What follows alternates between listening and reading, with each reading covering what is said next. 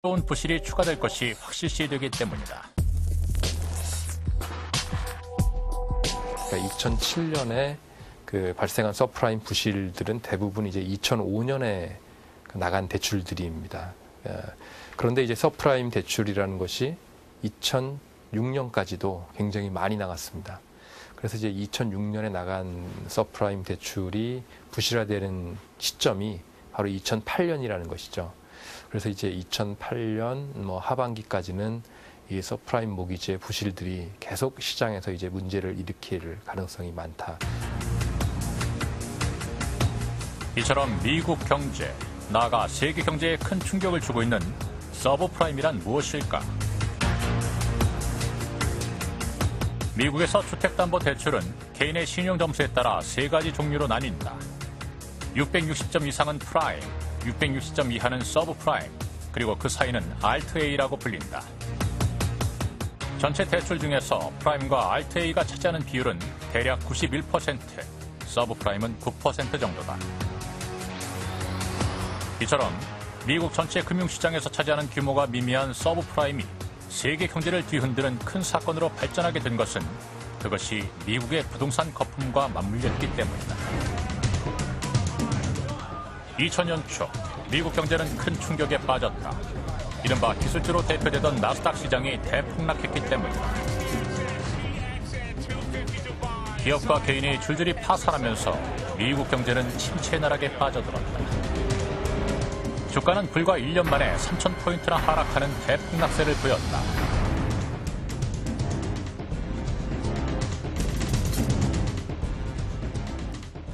미국의 경제 대통령으로 불리우는 그린스펀은 고민에 빠졌다.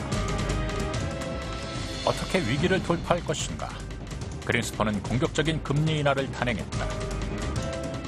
그 결과 미국의 기준 금리는 3년 만에 1%대로 떨어졌다. 물가 상승을 감안할 때 실질적으로는 마이너스 금리였다. 돈을 가지고 있으면 오히려 손해가 나는 상황. 사람들은 닥치는 대로 자산을 사모한다.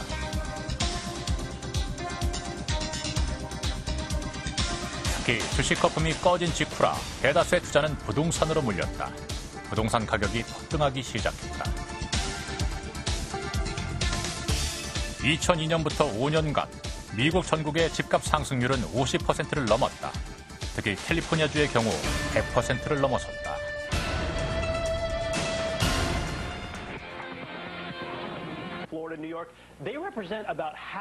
사람들은 너도나도 부동산 투자에 뛰어들었고 부동산은 절대로 내리지 않는다는 부동산 불패 신화를 믿기 시작했다.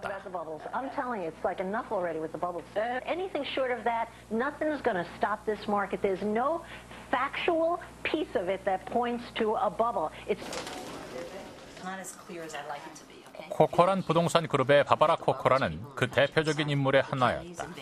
My idea of a bubble, I picture a big fat balloon when it pops a big bang and everything falls to the ground.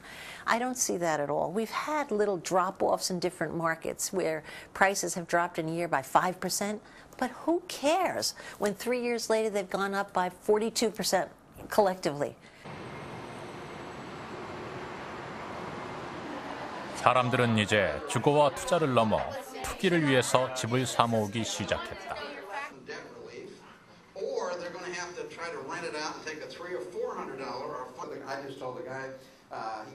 부동산 클럽 모임은 언제나 문전성시를 이뤘다.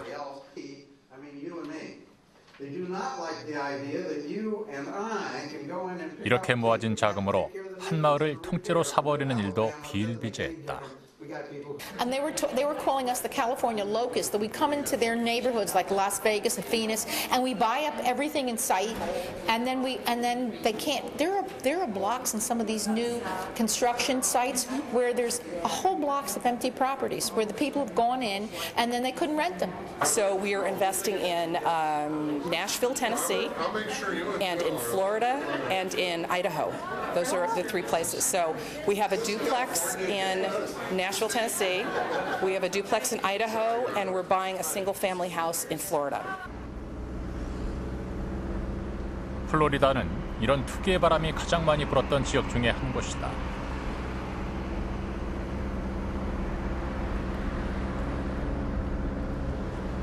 플로리다 남서부의 해안 도시 리 카운티.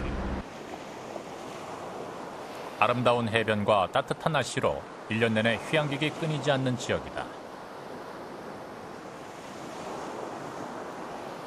특히 이곳은 미국인들이 은퇴 후의 삶을 즐기는 은퇴 도시로 유명한 지역이다.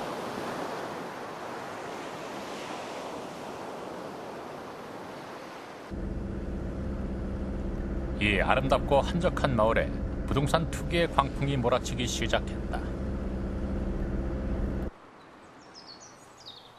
곳곳에 대형 주택 단지들이 지어졌고 그것들은 짓자마자 팔려나갔다. 가격도 무서운 기세로 올랐다. 2004년 지어진 이 고급 주택 단지는 1년 사이에 40만 달러에서 80만 달러로 가격이 치솟았다. 이곳에 집을 사려는 수요자들은 더욱더 몰려들었다. Houses were flying off the shelf. By the time you hit enter and it was up on MLS, you could walk over to the fax machine and stand there for a few minutes and you'd have multiple contracts bidding out on the property, and we ended up with bidding wars where people, it was sight unseen. People were buying them quicker than you could even do anything. 가격이 오르자 그동안 집을 살 수 없던 사람들도 서브프라임 대출로 집을 사기 시작했다. 신용 점수가 낮았던 크루즈 씨도 가격이 오르는 시기였기 때문에 쉽게 많은 돈을 빌릴 수 있었다. The peak price, I will say, when the bank appraised to give us a loan, it was around $699, $695 when the bank did the appraisal to give us the loan initially. But now we're selling it for $399 because the price went down. 하지만 서브프라임은 신용이 낮은 사람들만의 전유물은 아니었다. 신용이 좋은 사람들도 투기용 주택을 구입하기 위해 규제가 덜한 서브프라임 대출을 받았다. 이 집은 주인이 투기 목적으로 구입했다가 팔리지 않아 1년 넘게 아무도 살지 않은 채로 방치되고 있다. And having it done and expecting that, you know, as soon as it was done, that it would be sold to someone, and they financed it and they owe right around $510,000. I right now have an offer for $180 and that the bank is actually considering. That you can't actually get out and 수영장까지 딸린 50만 달러의 고급 주택이었지만 주인은 이 집을 짓는 과정에서 한 번도 나타나지 않았다. 텍스로 받은 모델 하우스 중 하나를 골라 전화로 건설 회사에 알려주면 그걸로 모든 것은 끝이었다. Not even the land. Never seen it at all. I actually took pictures for him in email and I said, this is the house that we're short selling, just so he knew what it looked like. I don't know that this owner's ever been here before. That's the magnitude of the speculatory building that we went through. Bubble of this size in housing market do not occur very often. So part of the surprise is that while there have been cycles in the housing market in the West, this bubble was the biggest we've had in the last 100 years.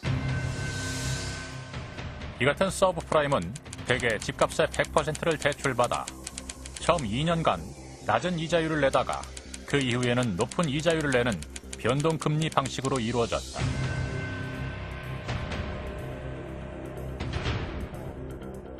이 같은 방식은 집값이 오를 때는 문제가 없다. 집값이 오르면 금리가 오르기 전에